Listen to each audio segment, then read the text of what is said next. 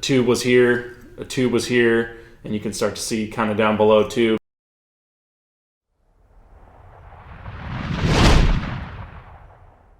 In water tube boilers, you'll see tubes that have like a bulge in them. By the time we get to them, they've ruptured and have a hole opening in them. You'll see oftentimes a bluish purple color, and that's also a sign of overheating. Another thing is cracked tubes. You'll see it longitudinally down the tube. You'll see it also on, oftentimes we see it on the tube sheet as well. The two most common signs that we see are oxygen pitting and scale. With oxygen pitting, you have a tube that's super corroded with a couple pinholes in it.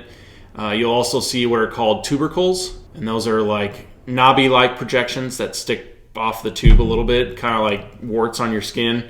That's from oxygen pitting as well, essentially. If you were to grind that out, you would see below it would be like the tube is starting to thin, or you'll already see a hole in it. Probably what we see the most is scale. That's like a whitish gray substance on the tube. When it comes off the tube, it'll come off in flakes.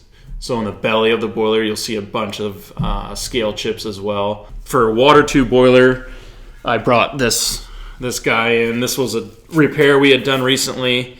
This is a section of a water tube boiler, but you can see that the tube is pretty corroded, first of all. And then second of all, inside here is scale, just all the way filled the whole entire tube. And then another example I have here is this piece of scale here. You can see a tube was here, a tube was here, and you can start to see kind of down below too. But when scale gets this bad, we call it bridging when it connects from one tube to the other. With scale, it acts like an insulator. You can't get that heat exchanged, and so the tubes can overheat and can cause all sorts of problems.